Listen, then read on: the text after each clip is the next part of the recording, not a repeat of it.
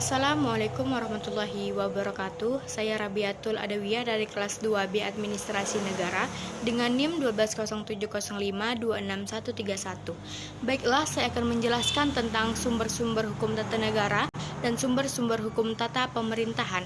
Yang pertama ada sumber-sumber hukum tata negara terbagi menjadi 5. Yang pertama ada Undang-Undang Dasar dan Peraturan Perundang-undangan tertulis. Undang-Undang Dasar adalah hukum dasar yang berlaku di suatu negara. Hukum ini tidak mengatur hal-hal yang terperinci, melainkan hanya menjabarkan prinsip-prinsip yang menjadi peraturan-peraturan lainnya. Undang-Undang Dasar dan Peraturan Perundang-undangan tertulis juga terbagi menjadi 5. Yang pertama ada Undang-Undang Dasar 1945, yang kedua ada ketetapan, yang ketiga ada Undang-Undang Peraturan Pemerintah Pengganti Undang-Undang, yang keempat ada Peraturan Pemerintah, dan yang kelima ada Peraturan Presidensial. Sumber-sumber hukum yang kedua yaitu jurisprudensi peradilan. Jurisprudensi peradilan menurut para ahli, yang pertama menurut Kansil, jurisprudensi adalah keputusan hakim terdahulu yang sering diikuti dan dijadikan dasar keputusan oleh hakim kemudian mengenai masalah yang sama. Sumber hukum yang ketiga yaitu konvensi ketatanegaraan.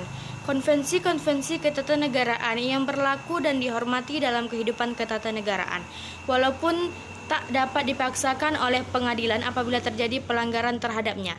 Yang keempat ada hukum internasional tertentu. Hukum publik internasional secara umum dianggap menjadi sumber hukum tata negara, meskipun sama-sama menjadikan negara sebagai subjek, sedangkan hukum sebagai objek kajiannya.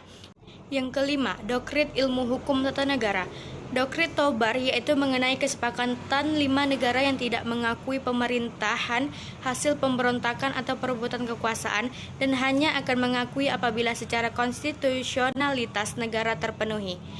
Selanjutnya yaitu sumber-sumber hukum tata pemerintahan. Sumber-sumber hukum tata pemerintahan terbagi menjadi 2. Yang pertama hukum tata pemerintahan heteronom dan hukum tata pemerintahan otonom.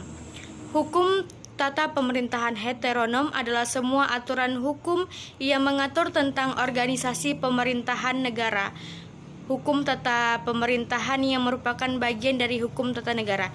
Sedangkan hukum tata pemerintahan otonom adalah aturan-aturan hukum yang dibuat oleh aparat pemerintahan yang sifatnya istimewa, baik aturan yang sifatnya sepihak maupun aturan yang bersifat dua pihak. Baiklah, hanya itu yang bisa saya sampaikan. Jika ada kata-kata yang salah, saya mohon maaf. Saya akhiri. Assalamualaikum warahmatullahi wabarakatuh.